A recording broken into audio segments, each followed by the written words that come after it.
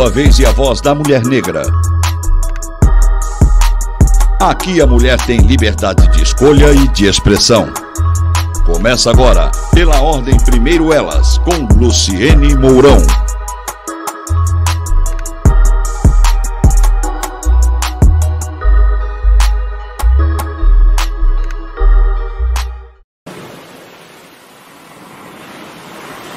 Ondas de Maricá, com você em todo lugar. Bom dia! Estamos aqui no portal Ondas de Maricá em mais um programa Pela Ordem Primeiro Elas. Bom, hoje eu estou muito feliz que eu estou com a presença aqui, ilustre presença dessa mulher preta lindíssima, com esse black maravilhoso. Depois ela vai falar um pouco desse black aí. Não adianta, você não vai fugir disso. Viviane Rezende Prates, moradora de Itaipuaçu, presidente da Associação de Moradores Unidos do Jardim Atlântico Leste. Amujal, correto? Correto. Tudo errado aqui, gente, desculpa. Professora e pesquisadora do Instituto Federal de Educação, Ciências e Tecnologia do Rio de Janeiro, campus Duque de Caxias. Coordenadora do Núcleo de Estudos Afro-Brasileiros e Indígenas do IFRJ. Ativista no combate, retorno, Alan Cosme. Ativista no combate ao racismo e luta por igualdade social. Esta mulher ela acredita na transformação da realidade por meio de ação prática em busca de igualdade e respeito para todos. Seja muito bem-vinda, querida Viviane. Se apresente, a casa é sua. Bom dia a todos os telespectadores, bom dia a todos os presentes. Gostaria de agradecer muito esse honrado convite de participar desse programa de tamanha repercussão e importância, né? Que vai tratar aí num diálogo, pelo que eu estou entendendo, muito gostoso a respeito dessa temática, que são as questões sociais e raciais. Eu estou muito honrada e espero, de alguma forma, poder trazer coisas muito boas para compartilhar com vocês. Muito obrigado pelo convite. É um convite, não, né? Tinha que vir aqui, né? É algo que você tinha que vir, tinha que estar aqui conosco para falar sobre esse assunto tão relevante. Bom, vou abaixar aqui, vou ajeitando o microfone, que aqui a gente é tudo no improviso, não tem nada disso. Eu tô achando que tá abaixo meu microfone, tá não, Alan? Ah, não? Então tá, pressão. Vamos lá. Recentemente, aqui na cidade de Maricá, foi sancionada a Lei 3.003, ou seja, no dia 11 de janeiro de 2021, pelo nosso prefeito Fabiano Horta. Essa lei instituiu a Semana de Conscientização, Prevenção e Combate à Desigualdade Racial no município de Maricá, onde ficou instituída a Semana da Conscientização, Prevenção e Combate à Desigualdade Racial no município de Maricá, que será realizada anualmente na semana de 20 de novembro, tá? Que comemora nacionalmente o Dia da Consciência Negra. Essa lei, essa semana de conscientização, ela vai fazer parte do nosso calendário oficial de eventos aqui na cidade de Maricá. Em primeiro lugar, eu gostaria muito de agradecer ao prefeito Fabiano Horta por ter sancionado essa lei, que é de extrema relevância. Todos os anos, sempre fizemos algum tipo de atividade aqui no nosso município. Os movimentos sociais negros, os movimentos sociais sempre fizeram. E junto com o apoio, claro, da prefeitura da nossa cidade. Mas legalizar essa semana de conscientização racial foi algo de extrema relevância para todo o movimento negro. E para todas as pessoas, todos os ativistas, apoiadores. Então, meu prefeito, gratidão por ter sancionado essa lei, que só vai trazer benefícios para a nossa cidade. E, com isso, o senhor demonstra que vem lutando por políticas sociais antirracistas aqui no nosso município. Parabéns. Agora eu vou falar um pouquinho aqui com a nossa querida convidada. O que você achou dessa lei? Fala um pouquinho para a gente. Essa lei, ela é um ato jurídico muito importante e extremamente esperado de Maricá, né, que já tem um histórico aí muito relevante de atividades, não só para promover, como também para desenvolver, né, a opinião antirracista e o comportamento antirracista dos cidadãos maricaenses.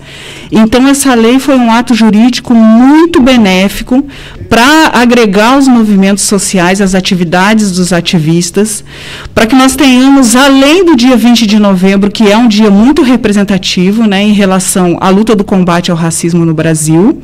Foi uma data determinada em função da morte de Zumbi dos Palmares, né, que foi um dos representantes mais importantes na luta do povo negro, o mais divulgado, conhecido, né, cuja bibliografia menciona largamente. Obviamente que houveram muitos outros, mas Zumbi dos Palmares é um dos representantes mais bem conhecidos. Mas o 20 de novembro, ele é uma data que atualmente se expande ao longo do ano inteiro, né? Falar sobre combate ao racismo é uma coisa que requer mais do que um mês, uma semana ou um ano, né? É para a vida toda. Nós estamos aí já há alguns séculos falando a respeito disso. E Maricá está extremamente alinhada com esse ato jurídico, né? Fazendo algo que tem uma representatividade muito importante e abre um espaço específico no calendário anual do município, que nos dá a possibilidade, inclusive, de divulgar vários trabalhos, vários projetos dos movimentos sociais, dos movimentos antirracistas, que às vezes passam até desapercebidos ou no esquecimento ao longo do ano, por nós não termos janelas, né, espaços específicos, momentos específicos para tratar a respeito. Então, abre-se aí o 20 de novembro, dentro de uma semana, né, com esse ato jurídico, que eu estou extremamente lisonjeada em residir nesse município e ter a oportunidade de participar disso historicamente. Fico muito grata a todos os representantes, todos que debateram essa lei e conseguiram trazer ela para a realidade, para a prática, e espero ter a oportunidade de, nessa semana, deste ano de 2021, fazer muitos trabalhos, muitas atividades. Não, imagino, porque... Pensa, nós podemos trazer congressos, fóruns estaduais, nacionais aqui para dentro da nossa cidade para debater o assunto. Quando você abre essa janela, você está abrindo uma janela dentro de um município, não é só para o município, é para o mundo. É para o mundo. É dizer que esse município se preocupa com as questões raciais, sim. Então, eu entendo que foi não vou falar que foi o primeiro passo, que outros passos já foram dados, onde eu já participei de várias atividades aqui na cidade, sou muito grata por isso, mas eu entendo que é uma legalização disso. Então, realmente, é importante falar, como você bem mesmo disse, a história do racismo, a gente não pode deixar para falar só em datas específicas. É um assunto pertinente que tem que ser falado todos os dias, se possível. Inclusive, você como professora, eu vou explorar um pouquinho, que eu não sou boba nem nada, né? Eu vi um texto, eu vou falar um pouquinho do estudo que você faz, né, lá qual o nome da instituição? Só para Instituto Federal de Educação, Ciência e Tecnologia, e eu estou lotada no campus Duque de Caxias. Bom, lá como professora, você é professora de que matéria lá? A minha área é Química, e eu trabalho com os cursos de Petróleo e Química. Você vê, a gente sabe que o ensino público aqui no nosso país, existe uma deficiência muito grande, porque alunos que conseguem entrar para instituições públicas, que não têm condições financeiras, eles têm dificuldade até mesmo de ir para a escola, para poder estudar, uma série de fatores. Alimentação. E você enxerga isso nos seus alunos? Os seus alunos, o público de seus alunos, essas são duas perguntas, porque eu já sou assim abusada.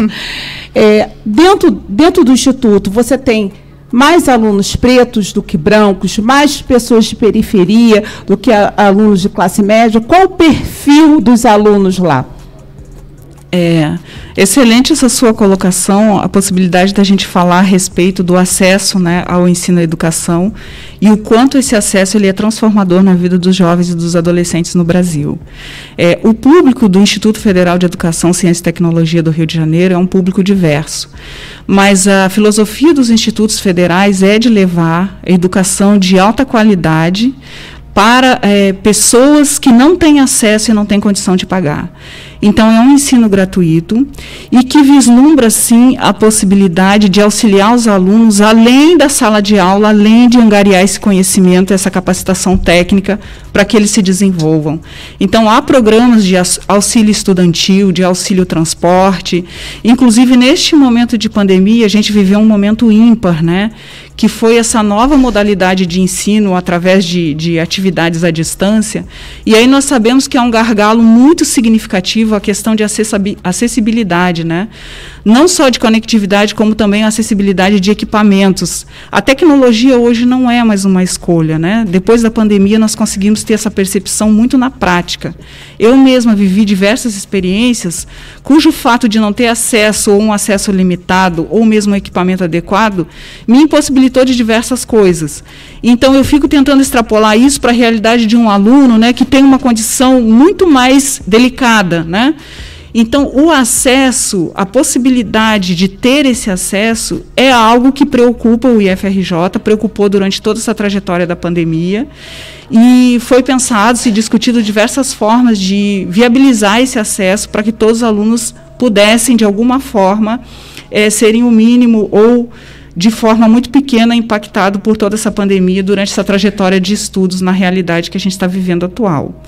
Então, a instituição tem, sim, essa visibilidade do aluno, essa preocupação que vai além do conteúdo em sala de aula, né? Essa preocupação com o indivíduo, com a trajetória dele, desde a sua casa até a instituição. E nós temos um público muito diverso. E, realmente, né, o nosso público mais importante, o nosso público ao qual nós temos uma atenção muito delicada, são os jovens negros, jovens em situação de risco, jovens que não têm acesso à educação de qualidade, né, que os pais não podem pagar uma escola de qualidade. Então, é uma conquista muito grande os institutos federais, né, as instituições públicas, né, de educação no Brasil. É algo muito importante, inclusive, que a gente precisa, em momentos oportunos, falar o quanto nós precisamos lutar para a manutenção dessas instituições, né? Nós sabemos que há um sucateamento ao longo do tempo acontecendo, sabemos que há até políticas que desfavorecem, né, a permanência e existência de instituições públicas de qualidade. Então, nós precisamos nos preocupar com isso e discutir isso em momentos oportunos, para que mais pessoas, mais jovens, em condições de risco, negros, de classe social desavantajadas, né, esquecidas, invisibilizadas, tenham acesso para, de alguma forma, né, começarem a ter as mesmas oportunidades na sociedade brasileira. Nossa... não tenho dúvida nenhuma disso, porque fui aluna de escola pública, sempre falo isso, sempre de segundo, e sei as dificuldades que passavam, porque hoje se tem políticas públicas no sentido de dar acesso, livros, material didático. Mas, na minha época, não existia nada disso. Então, o máximo que o colégio podia proporcionar era o uniforme que ela dava para a gente, o restante nós tínhamos que ter. Os livros nós não tínhamos caderno. Então, se nossos pais não tivessem condições de comprar aqueles livros, que sempre foram muito caros, e eu e minha irmã estudávamos lá, então, a gente tinha que realmente ter. E muitas vezes, eu não tenho vergonha de dizer que, por falta de condições financeiras, eu recebi doações de livros dos colegas dos anos anteriores aos meus. E a gente já pagava aquele livro com o maior carinho, e a gente tinha essa cultura de não escrever de caneta no livro, só de lápis, fazer anotações de lápis para poder doar o livro, pensando no outro. Então, assim, me veio isso da memória, você falando sobre isso, e eu lembro das dificuldades. A gente não tinha o transporte público para o estudante, Que hoje é uma realidade. A gente não tinha, os pais tinham que arcar com esse transporte. Eles lembram que entrando, eu não sei sua idade, também não vou perguntar, que é muito abuso. Mas a gente entrava pela frente do ônibus, né? Quando o motorista deixava.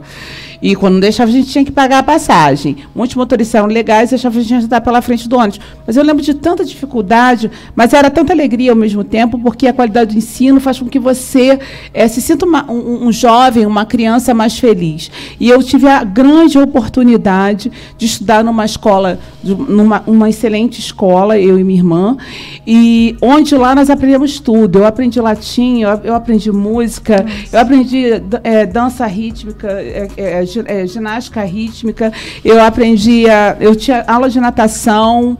Então, por menos estrutura financeira que eu tivesse, eu ficava o dia todo, às vezes, na escola, lá tinha refeitório, eu tinha condições, mesmo assim, de acessar isso tudo, e eu tinha o maior prazer, participar de tudo. Eu e minha irmã éramos do pelotão da bandeira, a gente era de tudo. Que a gente sempre foi assim.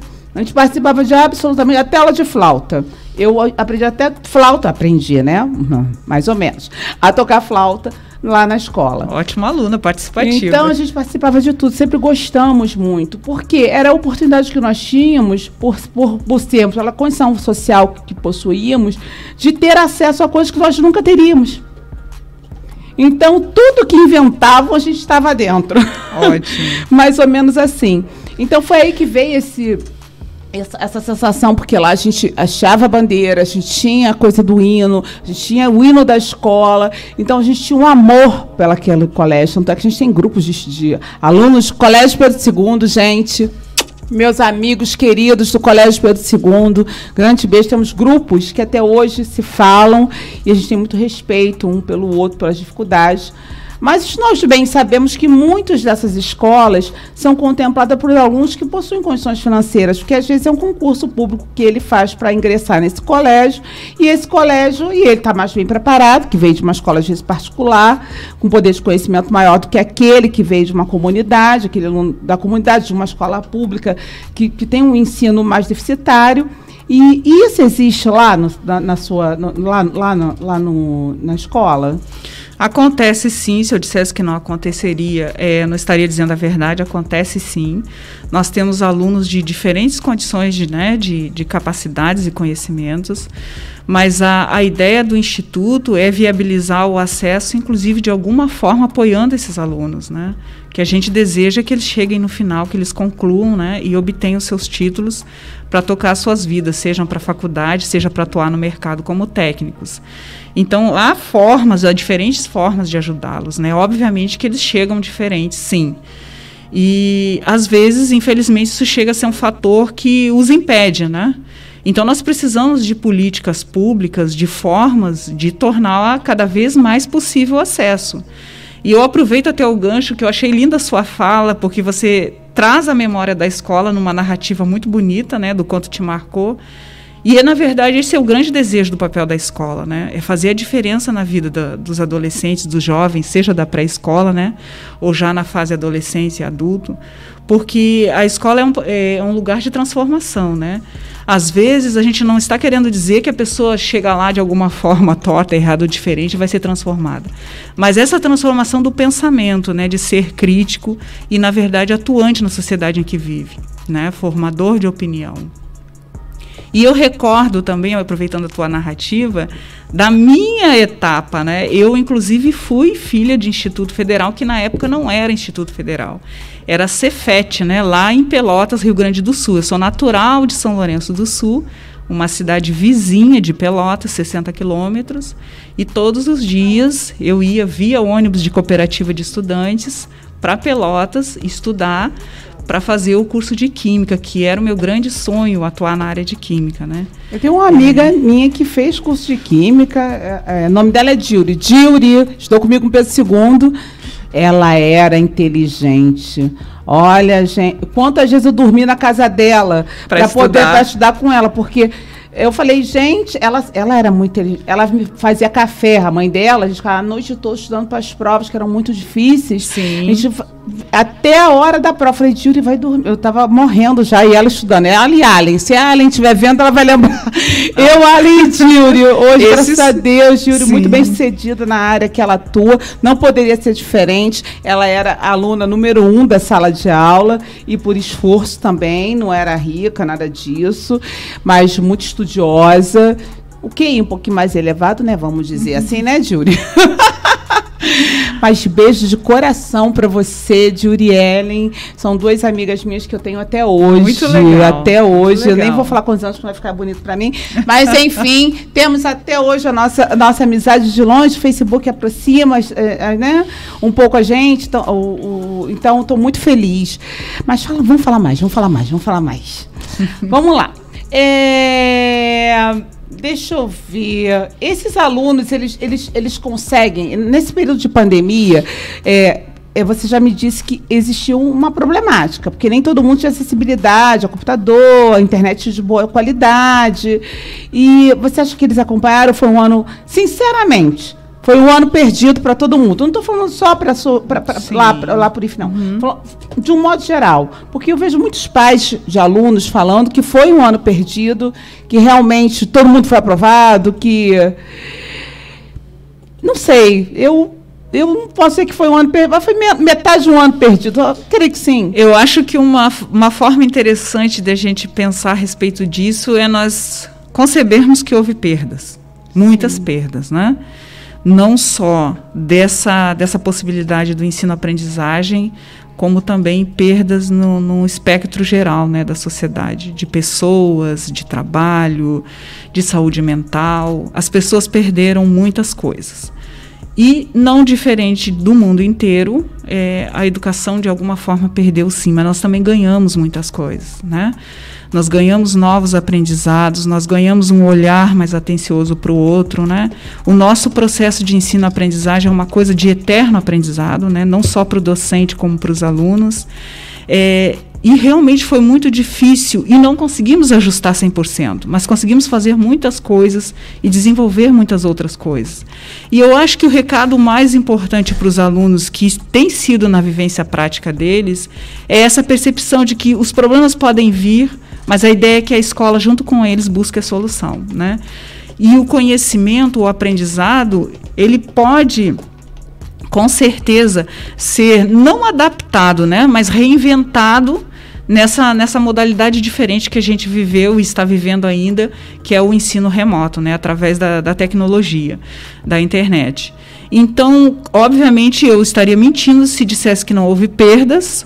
Houveram perdas, sim, mas também houveram muitos ganhos e um aprendizado que eu acredito que vai fazer toda a diferença no nosso futuro. Assim, do meu ponto de vista, concordo plenamente com você, mas do meu ponto de vista, foi um ano de adaptação. Como se nós parássemos um ano sabático. Com certeza. É um ano sabático, como se parássemos um ano para fazer uma reflexão de como a gente vai ter as nossas relações interpessoais, nossas relações com nossos familiares, relação com... Tem pergunta, Alan? Hoje temos uma perguntinha. Bom dia, doutora. Bom dia, professora. Temos a pergunta aqui do doutor Wellington, que está acompanhando aqui a gente. É para a professora Viviane. Para você, as pessoas se tornam melhores, mais solidárias ou não por conta da pandemia? Eu acredito, né? Bom dia, Wellington, prazer em falar com você. Eu acredito que nós temos todas as possibilidades, né? Pessoas que se tornam melhores, pessoas que não evoluíram e pessoas que se tornam piores, né? A gente tem a amostragem, inclusive, na prática disso, né? Quando as pessoas decidem não respeitar uma orientação, né, de órgãos responsáveis pela saúde de uma população, né? Quando as pessoas tomam decisões que na verdade não dizem respeito apenas à vida delas, né, diz respeito à vida dos demais, e isso está envolvendo o conceito de convívio em sociedade, que para a gente deve ser carro-chefe, né, nós não vivemos isolados. Então, algumas pessoas realmente mostraram que não só não evoluíram, como involuíram. Mas muitas outras evoluíram, né? Você tem aí várias demonstrações de atividades cooperativas, né? Eu vi vários trabalhos sociais de distribuição de alimentos para pessoas desempregadas, população de rua, distribuição de máscara, a gente mesmo, através da associação, também fez muitas atividades. Então, agora, com relação ao íntimo de cada um, esse desenvolvimento pessoal individual, né, que é uma coisa muito íntima, como o nome já diz, é um exame que a gente não consegue fazer em ninguém, só em si mesmo, né? Então, eu acho que, como a doutora bem comentou, foi uma grande, e é ainda uma grande oportunidade de reflexão interna, né, da gente rever muitas coisas, sempre lembrando que o nosso contexto é social, né? Nós vivemos num contexto em que diz respeito à vida de todas as outras pessoas, né, fora do nosso núcleo, que é a família, mas a sociedade como um todo. Então, foi um momento de evolução e, infelizmente, involução para muitos outros, né? Mas eu quero acreditar que, na grande maioria, foi um processo evolutivo, nós vamos nos tornar melhor depois dessa experiência tão traumática. Durante esse ano, eu acho que eu nunca vivi tanto no meio social como na minha vida inteira. Eu nunca fiz tanto evento voltado para o lado social. Eu aprendi muito, eu entrei para grupos potentes, importantes, de movimentos feministas, de movimentos negros.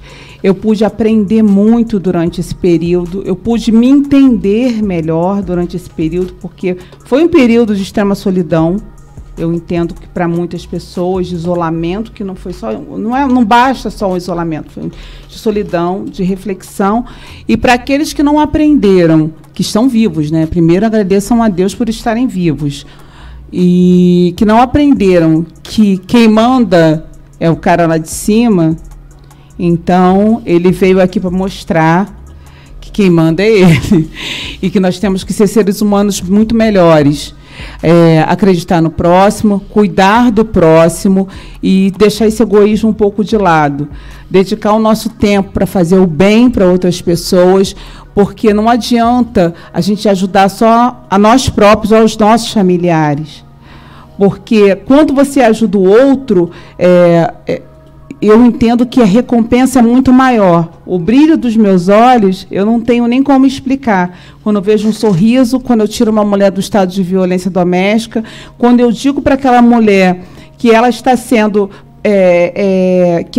que alguém está falando para ela, está tendo atitudes racistas com ela e ela não consegue perceber, que muitas pessoas não têm essa percepção, através de brincadeiras, através de comentários e até intimidades que nós não damos, que mulheres não dão, e alguns homens se sentem íntimos de nós o suficiente, quando não o são, para falar determinadas coisas para a mulher, porque a gente, aí eu vou puxar um pouco, já que é para falar de pretitude, a gente fala logo, do estereótipo feminino, negro, e que sempre traz uma lascívia pro olhar, sempre não, vou falar em alguns casos, pro olhar masculino. E isso eu conversei muito com o Jô Borges sobre isso, a gente já conversou sobre esse assunto, e não é bem por aí.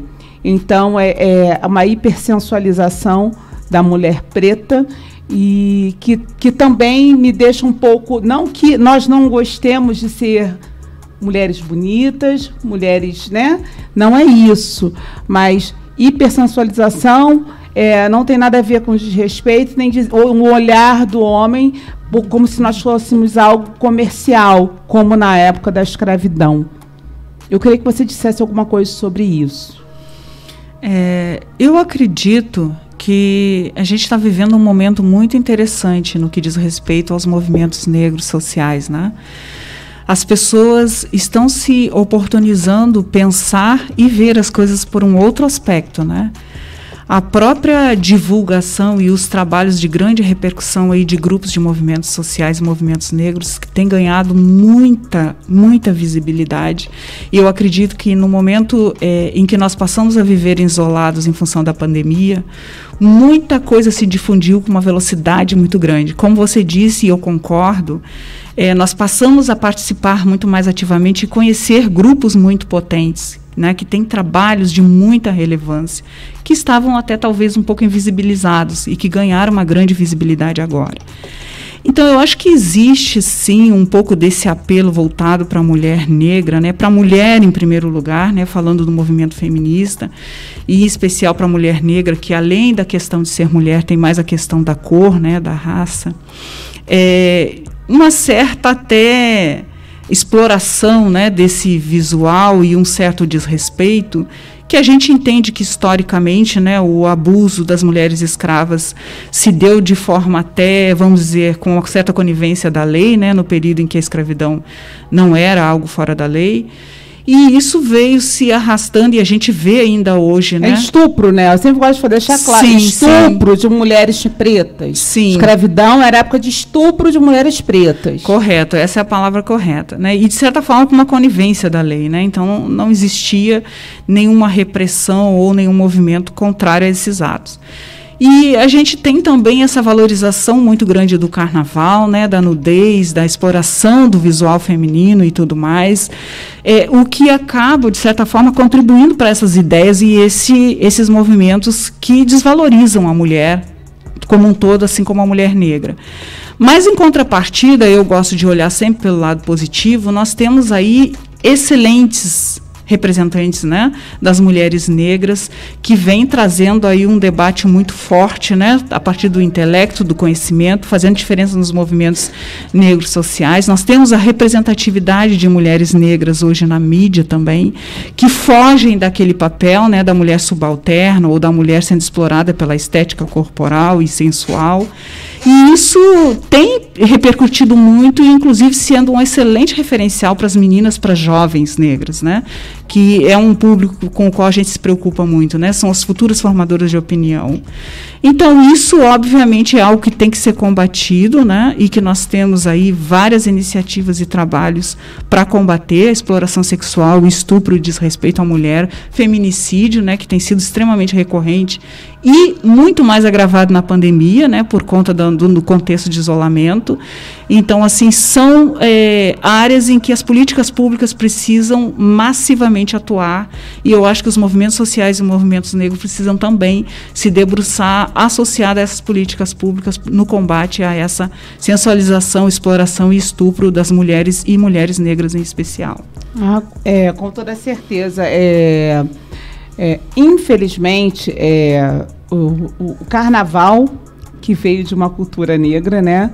Eu estava numa live aqui com o Milton Cunha, e nós estávamos falando justamente sobre isso, da apropriação da branquitude pelo carnaval.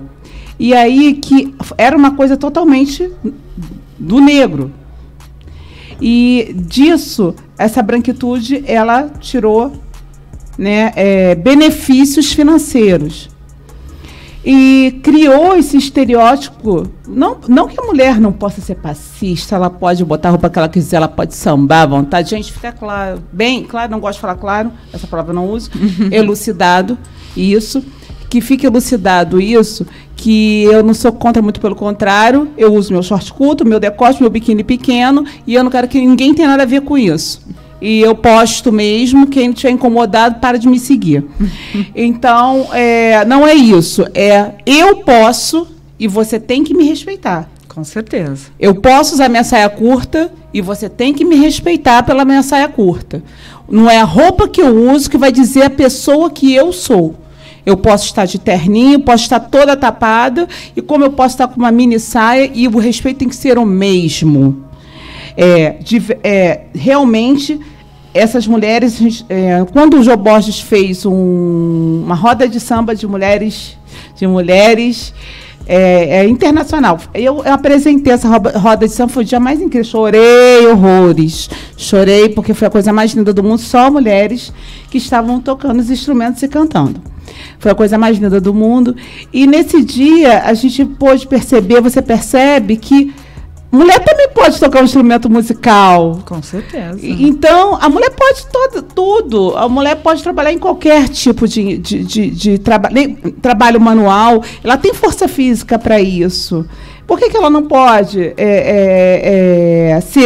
ser uma percussionista de um grupo de pagode, um grupo de samba, ou tocar uma guitarra? Então, ali eu vi mulheres incríveis. Queria mandar um beijo àquela mulherada que me arrancou várias... Que eu estava nos bastidores, né? Que eu só apresentei e fiquei lá sentada, que é isolamento. Então, foi toda uma produção. Então, tinham pouquíssimas pessoas ali. Só elas, a gente, mas a produção. E eu só chorava, né? A cada música da Jo, cada música das outras meninas, eu estava ali chorando, porque a saudade do samba, a saudade de estar perto das pessoas que a gente ama. E aquilo ali me emocionou demais, ver a capacidade daquelas mulheres incríveis que vieram de outros lugares do Rio de Janeiro para estar ali naquela roda de samba que foi e alcançou internacionalmente. E a minha gratidão a Jo Borges, toda vez que ela abre aquela boca dela, com aquela voz linda que vem dos deuses, eu só tenho a agradecer a toda a pretitude, negritude dela, a ancestralidade dela que vem naquela voz e essa vontade de fazer o diferente. E ela me representa aqui nessa cidade. Como ela até eles confundem, né? A gente morre de rir. E aí, oi, Jo, não só, é Jo, morre de rir, a gente confunde, eu falo oi, tô dando autógrafo. Que maravilha, né? Ser confundida com ela. Eu falo, tô dando autógrafo por você e tudo, Jo, morre de rir. Mas vamos falar um pouquinho dessa associação de moradores lá de Itaipuaçu. O que te levou a presidir? Quer fazer uma pegada? Fala um pouquinho da Jo. Só fazendo um comentário aí da Jo, né, que eu não resisto também. Sou fascinada por ela. Acredito também nessa ancestralidade maravilhosa, que é muito, muito atrativa. E aconteceu uma coisa muito interessante que tem um grande projeto aí que, na verdade, está sendo estruturado, que reúne vários pesquisadores, cujo objetivo principal é fazer uma reunião, né, de informações muito bem consolidadas sobre personalidades negras. Então, a gente tem aí uma lista de diferentes personalidades, né, conhecidas e pouco conhecidas. E quando me chegou essa proposta, quando eu tomei conhecimento dessa proposta, me fizeram convite para trabalhar nessa proposta, a primeira pessoa que veio na minha mente foi a Jo Borges. Inclusive, recentemente, a gente teve uma reunião com ela para apresentar a ideia. E foi exatamente aquela química que eu imaginei, né? Ela é uma pessoa incrível, de uma ancestralidade muito forte, uma energia muito bonita. E esse trabalho, ele tem a intenção de reportar toda a vida, toda a trajetória, quem é Jo Borges, né? E então vai ser, assim, uma viagem incrível, que eu estou louca para começar, né, esse projeto. E com certeza vocês terão um retorno e informação disso, e eu, inclusive, aproveito para pedir, quando tiver oportunidade, de me chamar aqui com a Jo também. Não, a Jo é da casa, a Jo aqui... Fazer um diálogo muito gostoso, porque ela é uma pessoa incrível, eu sou suspeita por falar, sou uma admiradora do trabalho dela, da luta dela, do que ela representa, né, como mulher negra, como uma pessoa que tem um olhar muito especial pelo outro, né, uma capacidade assim, intelectual incrível. E, se for possível, por favor, nos reúna aqui, que para mim vai ser um prazer. Não, já está mais do que convidado, só agendar. Coloca desde que você me chame no dia da apresentação do projeto de pesquisa. Eu quero estar com vocês. Sem dúvida, vai virar será um documentário, prazer. Se vai virar um livro, uma peça teatral, eu não sei. Entendeu? A ideia é por aí. Então, por favor, você me convide, eu quero estar na primeira fila. Será uma honra. E vocês, claro, aqui a Jo, ela pode ir a hora que quiser, que dá audiência, explode minha audiência. Ela é maravilhosa. Ela explode. Porque quando ela abre aquela voz, ela começa, não precisa nem falar, ela começa a cantar. Basta cantar, aquela vozinha dela gostosa. Então, não tem jeito. Deixa eu falar aqui a hora, que daqui a pouco puxa a minha orelha. Vamos falar um pouquinho da Associação de Moradores lá de Itaipuaçu. O que aconteceu que tu virou presidente de lá? Então... O que aconteceu? Também é uma história super legal, né? Foi uma oportunidade muito especial que aconteceu. Na verdade, tudo se deu a partir de um diálogo lá entre moradores, né, da ocorrência de determinadas situações lá de crime e violência, que fez com que as pessoas se reunissem e solicitassem a presença do secretário de segurança lá em Itaipuaçu, uma das várias vezes que isso aconteceu, né, porque as pessoas estavam muito assustadas. Itaipuaçu não era um lugar que a gente tinha recorrente, né, informações de crime ou coisa do tipo. Então foi um evento, que eu não vou entrar em detalhes para não me ater, que gerou tudo isso, essa reunião de pessoas e tal, e um encontro foi marcado com o secretário de segurança, que na época era o Neto, né, para que conversasse com os moradores, sabendo que medidas, que ações poderiam ser tomadas para que as pessoas recobrassem lá um pouco daquela tranquilidade que a gente vive lá, né. Eu não sou natural do Rio de Janeiro, nem de Itaipuaçu, eu nasci no Rio Grande do Sul e vim para o Rio de Janeiro em 2004 e em 2009 me mudei para Itaipuaçu. Então, sou residente desde 2009. E nessa oportunidade em que o secretário de segurança esteve em Itaipuaçu e que esse grupo se reuniu para conversar, foi uma conversa muito truncada, muito difícil, porque você tinha ali um grande número de pessoas, né, com uma ansiedade muito grande por causa daquela situação que a gente estava vivendo, que obviamente é possivelmente compreensível, né, o que as pessoas estavam sentindo. E então o diálogo foi muito truncado, muito difícil. E ele mencionou que tirássemos representantes ali daquele grupo para ir conversar com ele, levar as ansiedades, as ideias, para que se chegasse a um consenso, conversasse e coisa e tal. E a partir disso, esse grupo se reuniu já numa quantidade menor, né? Quando você fala para as pessoas, vamos arregaçar as mangas e fazer, os que ficam para fazer são muito poucos. São poucos. Eu que sei. Sim. Eu que sei, todo projeto que você se envolve e você está à frente dele, no final são mais dois, você e dois. Exatamente. No máximo. E eu sempre tive, né, como sempre atuei, não de frente, né? Foi a primeira experiência, essa presidência da associação foi a primeira experiência de frente. Eu sempre participei, mas sempre como coadjuvante, como ajudante, enfim. E aí aconteceu que no grupo, né, a gente acabou formando a ideia, né, concebendo a associação, instituindo, organizando, embora nós juridicamente ainda não tenhamos o CNPJ, né? Mas ela já tem condições de associação. Sim, com certeza, sem sombra de dúvida. Prova disso é o que já fizemos e como estamos nos organizando, né? Sempre com o intuito de ser um braço, um ajudador, né, da sociedade, né? Sem fins lucrativos, a intenção é exatamente do trabalho social. Então, é uma experiência muito gostosa, e aí as coisas começam a culminar, porque eu sempre fui, né, ligada à área de exatas, né, muito cartesiana, e aí as coisas começam a culminar, a acontecer, né, através da associação, através dos movimentos sociais, do ativismo, né, dos movimentos negros, e aí vai se desenhando essa pessoa que vos fala. Gente, a mulher poderosa, que química é difícil demais, tá, gente? Vou logo avisando. É uma delícia. Química é muito difícil. Eu tive muita dificuldade em química lá no colégio. Vou nem falar, por isso que fui para humanas, né? Já viu que não ia dar certo, fui para humanas, porque ficava abaixo dentro da minha praia, porque eu falava pelos cotovelos, aí eu percebi que era lá mesmo minha praia, negócio de falar muito. Mas você é uma adepta da química, essa solução aí de café que você está tomando, com soluto açúcar. Ai, acabou comigo. A química está na nossa vida. Química é tudo. Eu lembro que meu professor até me deu um livro, que eu tinha tanta raiva da matéria, que ele me deu um livro de presente. Ele falou, chegou assim, toma, Luciana, um livro de presente, pelo amor de Deus. Porque eu não consigo entender nada, química é muito difícil, gente. Mas cada um com a sua dificuldade, mas também história era excelente aluna. Eu nunca decorei, eu não sei decorar nada. Não adianta, manda um texto para decorar, tô morta. Eu sei entender e falar. Ótimo. Então, isso acho que me deu essa facilidade. Porque eu não sei, eu não sou da decoreba. Se você mandar eu decorar um texto, eu tô morta. Não poderia ser atriz nunca na vida. E isso é que é o mais gostoso, as pessoas entenderem as suas potencialidades e investir nisso, né? Você é uma excelente doutora, apresentadora, uma pessoa que tem uma presença tão incrível. E assim, nossa, eu não te imagino. Eu sou uma advogada que está tentando ser uma comunicadora. Uma advogada tentando ser comunicadora. E se conversam as duas coisas, hein? Comunicação e advogado se conversam. E eu sou muito grata, claro, a gente vem aprendendo. Os anos vão fazer com que a gente ensina. A comunicação já vem comigo há alguns anos. Só que aos poucos eu fui aprimorando, fui recebendo convites para fazer uma coisa, um projeto, outro. Quando eu vi, eu estava aqui. E você está super sintonizada com a atualidade. A multidisciplinaridade é o grande gancho. Nós não podemos ser mono, nós temos que ser multi. Eu sou múltiplo das múltiplas. Isso é muito legal. Eu tenho muita coisa.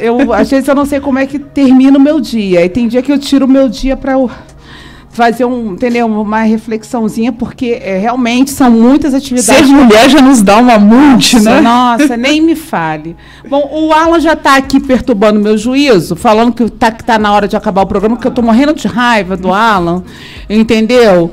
Mas eu vou fazer o quê, né? A gente tem só 1 hora de programa, uma pena, gente. Tão eu gostoso, queria que você... Nossa, aqui é assim... Deixa eu falar com as pessoas que estão assistindo. Eu não posso sair daqui e botar óculos, gente. Se eu quero fazer a fina assim, óculos não tá dando certo, não, hein? Todo mundo já sabe, não enxergo nada. Janaína Araújo, beijo. Zulieide, minha amiga e irmã. Essa daqui ficou comigo 10 anos. Márcia Valéria, Nádia Xixiu, tá sempre comigo. Que legal.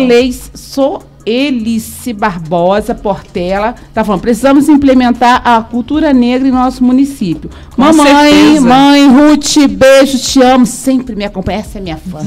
Minha maior fã é minha mãe. Maravilha! Fã, papo de fã. Suelice Barbosa, Viviane, precisamos de eventos voltados para a cultura. Marcela Brito, objetivação do corpo negro, violência obstétrica, opressão institucional, interseccionalidades atravessam o corpo da mulher negra. Viviane Pratos, estarei fazendo um evento de moda em Itaipoçu, vestido de noiva. Que é isso, gente? Vestido de noiva, vamos ver. Tá. Afro, conto com Maricá. Suelice, bota aí o endereço pra gente ir, o dia, a gente divulga aqui. Maravilha, vai ser uma oportunidade única. Amiga Rosângela, sempre me assistindo, você é a bênção da minha vida aqui nessa cidade. Você sabe disso. Paulinha Mendonça, a amiga chata, perturbadora, te amo, tá me assistindo também. Márcia Passos, você me dá orgulho. Vocês me dão orgulho. Quando eu tenho amigos que... assim não vale, gente. Dá para convidar outras pessoas para verem. Não, só tem amigo. Quando você tem amigos tão presentes, que apoiam o que você faz, que estão ao seu lado, tudo fica mais fácil. Então, eu tenho gratidão pela vida de vocês, minhas amigas aqui da cidade de Maricá, que eu tenho algumas aqui que são muito queridas. Paulinha que está assistindo aqui, vou falar de Paulinha que está assistindo aqui, de Rosângela. Amo vocês, estão no meu coração, amigas que puxam a orelha, amigas que me botam pra cima o tempo todo. Elas são essenciais. Mulher linda, mulher isso, mulher aquilo outro, chega que eu já sou metida, tô um nojo. Para com isso, tô ficando um nojo.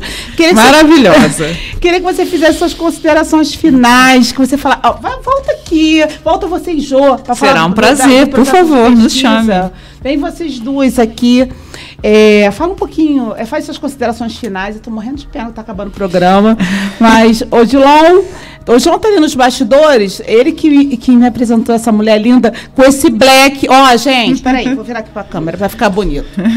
Esse black dela é natural. Pra quem tá pensando que ela pintou o cabelo, ela não pintou não, tá? O cabelo dela é branquinho. E olha que lindo. É isso aí, gente. São os novos tempos, a liberdade da mulher de ser o que ela quiser. Eu falei com ela, tô com uma inveja. Não tem inveja boa, não existe inveja boa. Mas lindo, que black lindo. Vamos lá, Vivi, faz suas considerações finais, que o João tá melhor de cara feia. Olha, muito obrigado, foi uma oportunidade excelente, foi tão gostoso e tão fluiu tão bem que passou rápido demais. Eu achei que ainda ia ter oportunidade de falar sobre muitas coisas, mas eu acho que a mensagem mais importante é eu deixar para você aqui que eu me sinto lisonjeada representando aqui as mulheres negras, eu me sinto lisonjeada por vê-la representando as mulheres negras e gostaria de agradecer, ter novas oportunidades, parabenizar essa lei, a implantação dessa lei em Maricá. Já estou planejando 2021, pensando nesse calendário dessa semana, né, que é 3003-2021, vai nos oportunizar. Muito obrigada novamente e, por favor, continue fazendo esse trabalho lindo. Ai, gente, olha só, ela vai voltar, tá? Semana que vem, quem tá aqui, Alan? Fala aí. Vou só dar uma verificada. Alan. E nosso próximo convidado semana que vem, mas você vai voltar. Nossa querida Viviane vai voltar. Ó, daqui a pouquinho tá chegando aqui, hein? Priscila Mota, Panorama Político, com Marquinho da Juventude. Vai vir aqui minha colega de profissão, que também tem um quadro aqui no nosso portal Ondas de Maricá. Quadro novinho em folha, Panorama Político. Achou? Achei, vai ser o senhor Lorosa, né? Serginho Lorosa estará aqui conosco semana que vem no portal Ondas de Maricá. Vai falar sobre os projetos dele, aquela voz maravilhosa. Ai, gente, tô louca para chegar esse dia. Vivia, mulher linda, preta que me representa, ativista. O que você precisar, só ligar para mim. Meu número fica, todo mundo tem. É só estar no Facebook, todo mundo tem. Se for fazer algum projeto em Itaipuaçu, conte comigo. Sempre estou aqui presente, eu faço o que eu puder para ajudar todos, os nossos e os vossos, de todos os... Olha, convite aceita, hein? Vou convocá-la. Já tem projetos nas quais eu vislumbro você. Me chamou para fazer a apresentação da live dela, eu estava no Rio, tinha saído de Maricá, ido para o Rio, voltei para Maricá para fazer. Falei, ela, pode vir? Eu falei, posso. Me arrumei e voltei para Maricá. Essa é a Luciene. Que maravilha, parceira. Gente, vou tirar o óculos. Ai, gente, sempre de óculos, dá uma molhada aqui no visual. Gente, muito obrigada pela audiência. Tenha um excelente dia. Vai lá no portal Ondas de Maricá, compartilhe o programa, vai lá no Pela Ordem Primeiro Elas, Instagram, no Facebook. Curte lá a página, compartilha os programas, façam perguntas para a gente ter pautas, porque a gente está aqui para isso, para trazer algo social, para trazer respostas para a sociedade, principalmente no que se refere à mulher preta, à igualdade de gênero, à igualdade racial. Ai, muito obrigada. Um feliz dia, hoje é 19 de janeiro para todos vocês e até semana que vem com o nosso Serginho Lorosa. Priscila Mota chegando aí, gente. Tchau, um bom dia.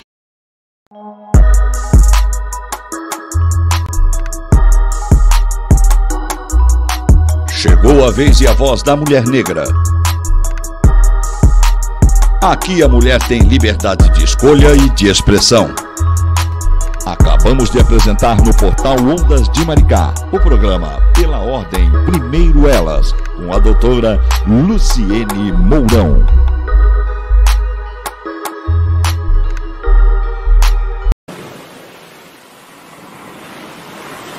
Ondas de Maricá, com você em todo lugar.